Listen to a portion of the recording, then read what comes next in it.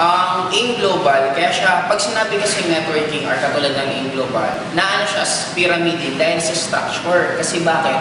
Kung i-analyze mo sa binary na income ng AIM Global, ikaw to, nag-recruit ka ng dalawa. Okay? Yung dalawa mo, nag-recruit din ng tigda dalawa. Kaya siya natawag na pyramiding. Bakit? Ang structure niya is pyramid. Pero kung i-analyze mo, lahat naman ng organization is pyramiding. Bakit? Sabihin mo na lang, imagine mo na lang to sa Armed Forces of the Philippines. This is the general, this is the colonel, this is the major. In short, pyramid din siya. School, principal, teacher, students. Pyramid din siya. Sabihin natin sa family tree, lolo, magulang, anak. In short, lahat naman siya pyramid. Kaya wala masama sa structure mismong pyramid.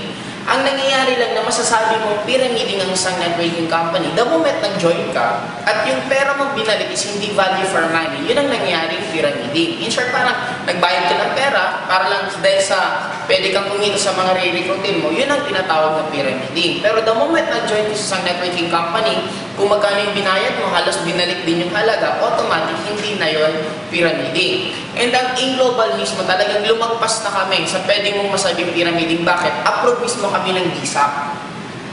Pwede mo siyang i-search sa YouTube, Direct Selling Association of the Philippines. In short, ito yung isa na inaaralan nilang sa networking company kung talagang tatagal siya at talagang maganda, kung well compensated yung mga distributor, automatic pag na-aprobahan ka nito, magiging ano ka as isa sa legal mismong networking company. And good enough po, we are the second na binary na na-aprobahan mismo ng DSAP.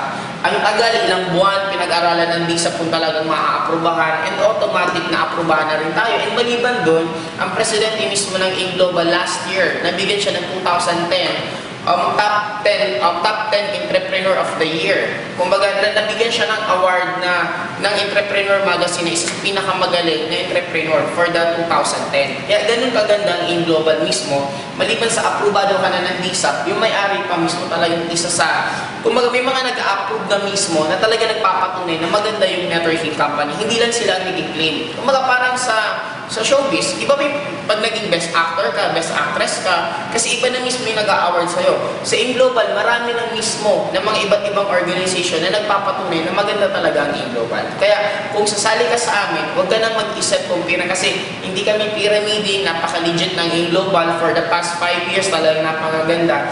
And actually, isa pa sa top 20,000 top taxpayer corporation ang AIM Global. Napakaligal natin lahat, kaya wala ka na dapat ipag-alala kung hindi, tatrabahuin mo na lang.